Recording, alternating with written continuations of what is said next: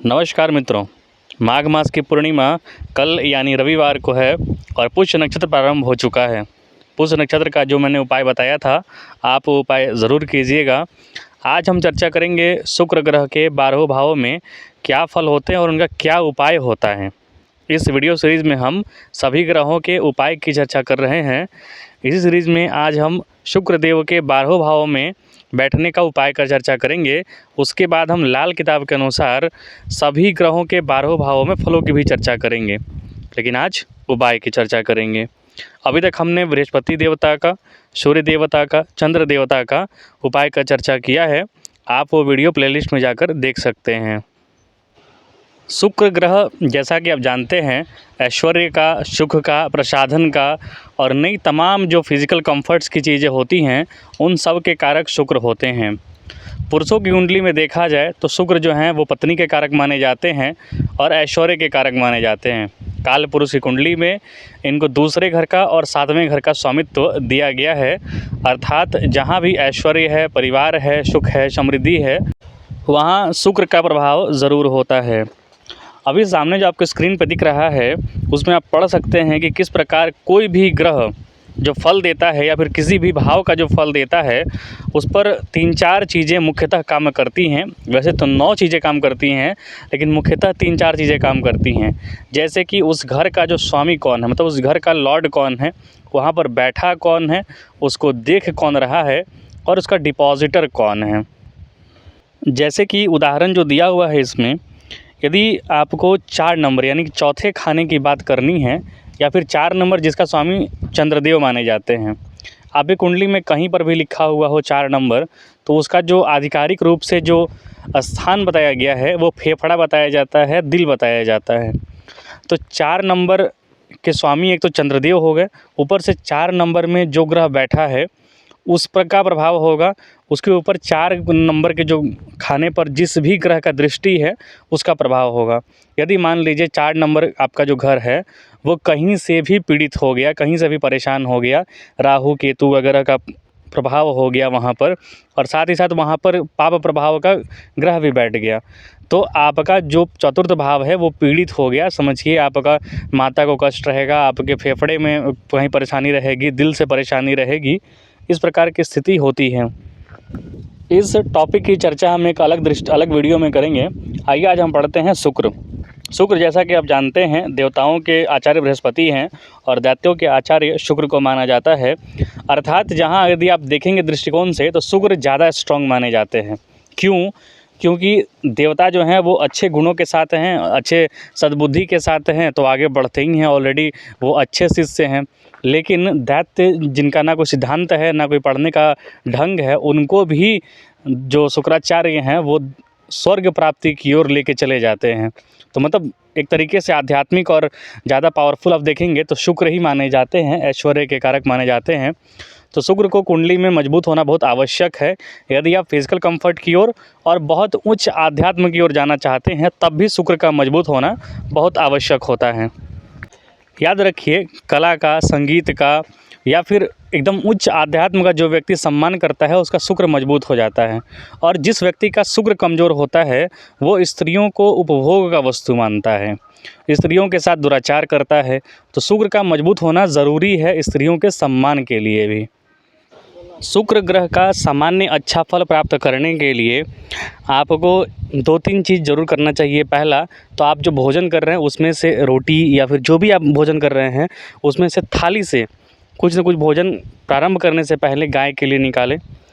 दूसरा चीज़, गाय के लिए चारा दान करें या फिर गौ दान करें, ये दोनों श्रेष्ठकर होता है, तीनों श्रेष्ठकर होता है। शुक्र से संबंधित जो दान होते हैं वो घी, दही, काफूर, सफ़ेद मोती या फिर सफ़ेद जरकन जो होता है, या फिर डायमंड, ओपल, ये सारे शुक्र के उपरत्न होते हैं। इनका दान भी शुक्र का दान माना जाता है। इसके साथ यदि आप स्त्रियों की सहायता करें या फिर उनके पालन पोषण में कहीं मदद करें, कहीं भी कर सकते हैं, आप गुमनामी में भी कर सकते हैं, मतलब ज़रूरी नहीं कि हर जगह आपका नाम ही हो, बिना नाम के भी मदद करना चाहिए। शुक्र के देवता जो हैं वो लक्ष्मी माता हैं।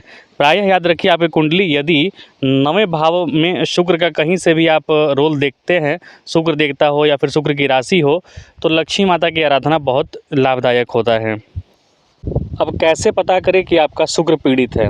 तो पहला आप जानिए, ऐसा व्यक्ति स्त्री को सताता है, चाहे किसी न किसी रूप में सताता है, स्त्री समाज का अपमान करेगा, गौ आदि को पीड़ित करेगा, उसे आँखों का कष्ट होता है, क्योंकि जो शुक्र है वो एक आँख से अंधे भी हैं। तो बहुत लोगों को देखेंगे आप कि उसका आँख खराब हो जाता है किसी कोई व्यक्ति का, तो समझिए उसे कहीं न कहीं रूप से शुक्र पीड़ित होता है। तो इन्हीं शुक्र का उपाय करने के लिए आपको बादाम का सेवन करना चाहिए। उबले आलू को पीले करके कपिला गाय को खिलाना चाहिए। पीले करके मतलब उसमें हल्दी वगैरह कुछ लगा के। शुक्र का फल जो है वो अच्छा प्राप्त करने के लिए दही से स्नान या फिर दही से दुग्धाभिषेक, जो दही से जो अभिषेक किया जाता है शिव भगवान का, वो करना चाहिए या फिर दही का दान करना चाहिए। याद रखिए, जो दूध है वो चंद्रमा का द्योतक है, लेकिन जो दही है वो शुक्र का द्योतक होता है। तो आइए अब हम चर्चा करते हैं प्रथम भाव से लेकर 12वें भाव तक शुक्र बैठकर अगर कुछ अनिष्ट कर रहे हैं तो उसका टोटका या फिर उसका उपाय आप क्या कर सकते हैं। सामान्य उपाय बताऊंगा जो आप कर सकते हैं। प्रथम, यदि प्रथम भाव में शुक्र बैठे हैं तो याद रखिए इनका ऐश्वर्य अच्छा होगा, इनका आकर्षक व्यक्तित्व होगा। अगर ये सारी चीज़ें नहीं हैं, खराब फल मिल रहा है, तो फिर दही को मलकर स्नान करें, दही से मतलब स्नान करें, काली गाय की सेवा करें, 25 वर्ष से पहले शादी ना करें। याद रखिए, शुक्र कहीं से भी पीड़ित होता है तो पहले घर से लेकर 12वें घर तक कहीं भी शुक्र रहें, यदि पीड़ित हैं तो 25 वर्ष से पहले शादी ना करें।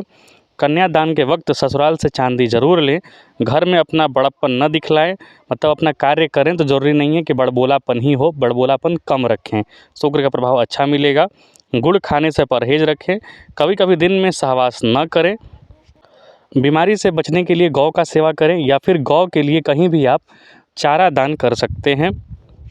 7वें घर का शुक्र जो है बहुत ज़्यादा रति क्रिया के कारण बीमारी दे देता है, तो वहाँ पर सहवास करने से बचें, प्रायः सहवास करने से बचें। सप्त अनाजा का भी दान कर सकते हैं आप, या फिर पराई स्त्री से संबंध रखना आपके लिए बिल्कुल ख़राब फल देगा। यदि दूसरे घर का उपाय आप देखेंगे तो मनियारी का कारोबार करें या फिर 2 किलोग्राम गाय का घी मंदिर में दान कर सकते हैं। मिट्टी, खेती या पशुओं का व्यवसाय करें। किसी का बुराई बिल्कुल भी ना करें। सिंहमुखी मकान में ना रहें। मकान दो तरीके का होता है, 3 तरीके का। पहला तो आगे का साइज़ पतला रहे और पीछे का साइज़ चौड़ा रहे तो उसे गौमुखी कहा जाता है। आगे का साइज़ चौड़ा और पीछे का साइज़ पतला रहे घर का तो वो सिंहमुखी होता है। और एक चौकोर होता है, तो चौकोर की बात नहीं हो रही यहाँ पर, सिंहमुखी हो रहा है, तो सिंहमुखी मकान में ना रहें। दूसरे घर में शुक्र हो तो सोने से संबंधित कारोबार ना करें। अब यदि तीसरे भाव की चर्चा करेंगे आप, इसका फल की चर्चा करें, इसके उपाय की चर्चा करें, तो पहला तो अपनी औरत का इज्जत करें। दूसरा, यदि पहले और 11वें घर में दुश्मन ग्रह हैं तो उनका उपाय करें। और तीसरा भाव में शुक्र है तो याद रखिए, तीसरा भाव जो होता है यात्रा का भाव होता है। शुक्र बैठा है तो तीर्थ यात्रा, चाहे वो नज़दीक का ही यात्रा हो, नज़दीक अच्छे मंदिर का यात्रा हो, वो तीर्थ यात्रा ज़रूर किया करें। तीसरे भाव में शुक्र बैठा हो तो ये ज़रूर देखें कि कहीं आपके कोई रिलेशन में कोई आपका भाई बंधु, कहीं उसका आँख तो पीड़ित नहीं है, या आपका स्वयं का थोड़ा आँख तो पीड़ित नहीं है, क्योंकि शुक्र जहाँ भी बैठते हैं उस रिलेशन में थोड़ी आँख की प्रॉब्लम्स कर देते हैं। अब यदि चौथे भाव का उपाय की चर्चा करें आप, तो चौथा भाव जो होता है वो घर का होता है। तो याद रखिए, चौथे भाव में शुक्र का होना मतलब कि माता से संबंधित या फिर माता से आपका बहुत ज़्यादा जुड़ाव रहेगा, लगाव रहेगा, और बचपन आपका बहुत ज़्यादा संघर्षों में नहीं बीतेगा। आपका अपना घर जो है वो रहने वाला, वो ठीक ठाक घर होगा, माता से जुड़ाव होगा, लगाव होगा। हाँ, यदि पत्नी बीमार रहती हो, औरत बीमार रहती हो, तो क्योंकि चतुर्थ भाव में शुक्र के रहने से 2 विवाह का भी योग बनता है यहाँ पर, तो देखा ये जाना चाहिए कि अगर 2 विवाह का योग बन रहा है, शुक्र यहाँ पर बैठे हुए हैं और सप्तम भाव भी कहीं ज़्यादा पीड़ित हो गया, तो जिस स्त्री से आपने विवाह किया है उससे पुनः विवाह कर लें तो 2 विवाह का योग कट जाता है। या फिर घर के जो मकान है उसके छत पर आप शहद रख सकते हैं चांदी के डिब्बे में भर के, या फिर कोई बर्तन में रख सकते हैं, या फिर कहीं सुनसान स्थान में जाकर उसको दबा सकते हैं, तालाब में उसको फेंक सकते हैं। बृहस्पति की चीज़ें, चने की दाल और केसर आदि को कुएं में गिराना यहाँ पर अच्छा माना जाता है। यहाँ पर यदि औलाद की सुख में कमी हो रही है, यदि चतुर्थ में शुक्र है और पुत्र की या फिर पुत्री प्राप्ति में परेशानी हो रही है, तो यहाँ पर चंद्रमा के उपाय आप ज़रूर करें। चंद्रमा के उपाय से आपको फल की प्राप्ति होगी, अर्थात दूध का दान करें या फिर पानी का भी दान कर सकते हैं आप। और बृहस्पति के उपाय तो आपको यहाँ पर करने ही हैं। साथ साथ यदि चौथे घर में जब शुक्र के साथ कोई अन्य ग्रह साथी बैठा हो, मतलब शुक्र अकेले ना हो, कोई और भी साथी बैठा हो, तो 2 आड़ू नाम की जो एक फल जिसे कहा जाता है आड़ू, उसी गुठली में सुराख बना के उसमें सुरमा भरकर किसी वीरान जगह पर घास वाली ज़मीन में दबा कर आएँ। इससे पुत्र और स्त्री दोनों सुखी रहेंगे। ये आप उपाय कर सकते हैं। ये लाल किताब का उपाय है, तो थोड़ा अटपटा उपाय रहता है इसमें, हालाँकि इसके अच्छे फल मिलते हैं। इसमें पहली औरत का नाम बदलकर दोबारा शादी करने का, मैंने जैसे बताया कि एक ही औरत से आप 2 बार शादी कर लें तो 2 विवाह का योग कट जाता है। लेकिन एक चीज़ जो होता है कि नाम बदल के शादी कर लेने से ये बहुत ज़्यादा कारगर नहीं होता है। चतुर्थ घर के उपाय में आप दूध, चावल या फिर चांदी, मतलब कि जो मैंने चंद्रमा के उपाय बताए वो आप उपाय कर सकते हैं, उसका दान कर सकते हैं।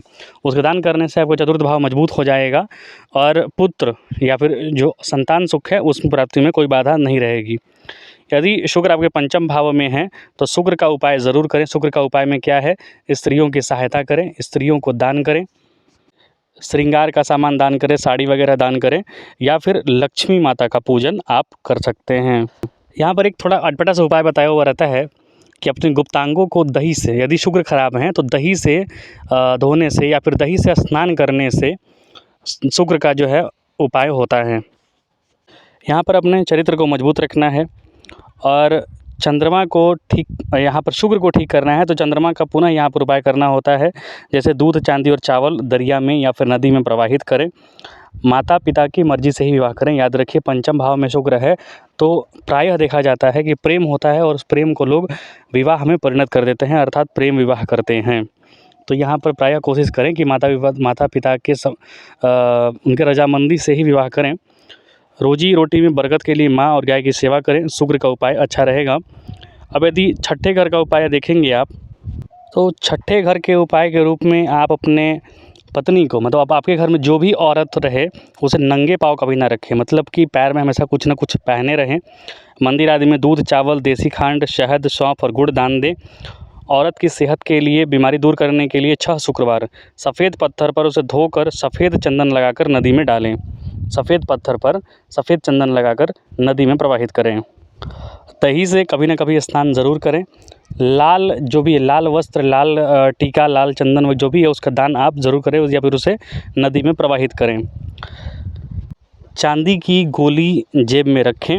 यदि शुक्र आपके सातवें घर में है तो सातवें में शुक्र का होना बहुत अच्छा फल नहीं देता है, क्योंकि शुक्र सातवें में बैठकर बहुत ज़्यादा रति क्रिया में लगा देते हैं, या फिर कहीं पर शनि का संबंध बना या फिर मंगल का संबंध बना, मतलब क्रूर ग्रह का संबंध कहीं भी शुक्र का सप्तम भाव से बना तो चरित्र में थोड़ी प्रॉब्लम्स हो सकती हैं, आपको लफड़े में पड़ना ज़्यादा हो सकता है।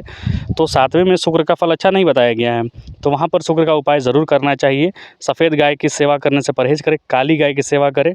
किसी भी ससुराली को कारोबार में हिस्सा न बनाएं, मतलब ससुराल के सदस्यों के साथ व्यापार बिल्कुल भी ना करें। लाल गाय की सेवा करें। यदि आपकी पत्नी का तबीयत ख़राब रहता है या फिर जो भी आपका जो सामने वाला पार्टनर है उसका यदि तबीयत ख़राब रहता है तो उसके वज़न का 10वां हिस्सा जौ या फिर चावल या खांड, ये कोई भी चीज़ 10वां हिस्सा आप वज़न का दान कर सकते हैं, या फिर सप्तनाजा। माता पिता की दुआएं लेते रहें और गंदे नाले में नीला फूल फेंकें 43 दिन तक। आप शुक्रवार के दिन कांसे का कोई बर्तन मंदिर में दान कर सकते हैं। याद रखिए ये सारे उपाय करने की ज़रूरत नहीं है, इसमें से कोई ना कोई एक उपाय, 2 उपाय जो आपकी सहूलियत के हिसाब से अच्छा हो आप कर सकते हैं, वो उपाय करने चाहिए। साथ ही साथ काली गाय को भी आप ज्वार बाजरा वगैरह खिला सकते हैं, काली नहीं लाल गाय। साथ ही साथ शनि या राहु से संबंध रखने वाले कारोबार बिल्कुल भी ना करें। पराई औरतों से बच के रहें, पराई औरतों से इश्क ना करें। विवाह में काम आने वाली चीज़ों के कारोबार करने से आपको लाभ होता है। अब यदि आप अष्टम भाव की चर्चा करें तो काली या भूरी गाय का आप सेवा कर सकते हैं, उसके लिए चारा दे सकते हैं या फिर घर में पाल सकते हैं, या फिर आप चंद्र या फिर केतु का उपाय कर सकते हैं, या फिर 800 ग्राम जिमीकंद का दान कर सकते हैं। दुख और परेशानी हो तो लाल गाय का भी आप पूजन कर सकते हैं, सेवा कर सकते हैं। 8 शुक्रवार गुड़ मिला आटे का पेड़ा काली गाय को खिलाएं। शादी या विवाह के बाद गाय का दान करना बहुत उत्तम रहता है। यदि शादी विवाह हो गया है तो गाय का दान करें, और विवाह नहीं हुआ है तो प्रायः कोशिश करें कि 25 वर्ष के पश्चात ही विवाह करें आप, अन्यथा परेशानी होती है। औरत को पीड़ित या परेशान बिल्कुल भी ना करें।